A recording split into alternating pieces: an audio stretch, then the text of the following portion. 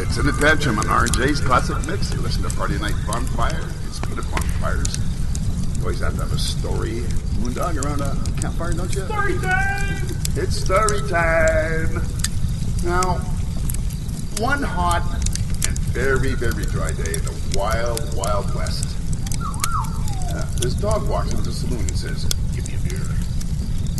Now, evidently, Moondog, this type of thing wasn't too rare around those parts, because the bartender said, "I'm sorry, but we don't serve dogs here." The dog looked out, took out a silver dollar. I don't know where from. I don't know where dogs keep pockets, but anyway, dropped it on the bar and said, "Look, I got money, and I want a beer." The scene had the potential to get a tad ugly, like it'd be back in the old West days, guns come out, stuff like that. The bartender, getting a little irate, said, "One more time, we do not serve dogs here. Please leave." So the dog growled. The bartender pulled out a gun and shot the dog in the foot. Can you imagine? The dog yelped and ran out the door. Now, the very next day, Moondog, the swinging bar doors were tossed open and in walks the dog that had been in the saloon the day before. You can imagine. But this time, he was dressed all in black. A black cowboy hat, a black vest, 3 black cowboy boots, and 1 black bandage. The dog looks around, waits for all the talking to settle down, and says, "I'm looking for the man who shot my paw." Wah, wah, wah. That's pretty good, actually. Yes, and that is our story for the night. La, la, la, la, la, la, la. Oh, yeah, we're back. Sorry. We're just, it's Friday Night Bonfire, and we're just cooking up some hits. That was Simon and Garfunkel with The Boxer. And during the break, we had a couple of hot dogs with the fun of bonfire here. We're thinking about breaking out the marshmallows. And what's up next, Randy? Well, marshmallows. Are marshmallows considered a fruit?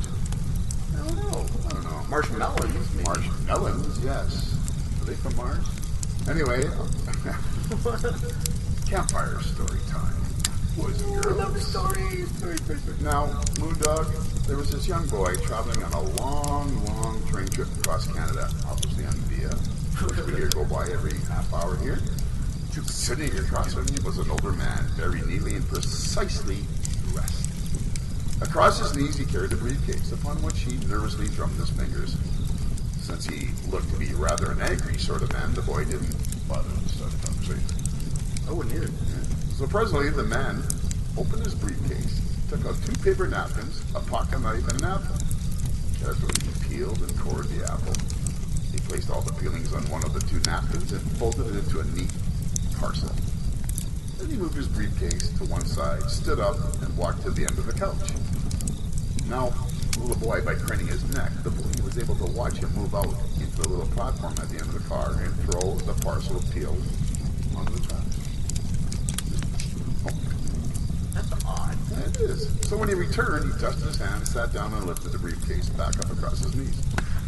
Picked up the peeled and cored apple, carefully cut it into thin slices, placed the slices onto a second napkin, and made a similar neat little parcel.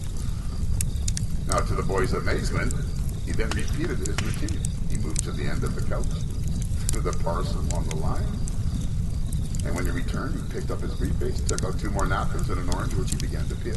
What the heck? Now, the man, having all kinds of fruit, one at a time from his case, peeled each piece and throw away the first peel, then throw the fruit itself. After all, the young boy couldn't contain himself. He said, simply had to ask the man what he was doing. He says, what are you doing there, buddy? Like, what's with this stuff? Just, I'm making a fruit salad. Then why do you keep throwing it away? This kind of angered the man. The German says, like, snaps his, I think it should be rather obvious.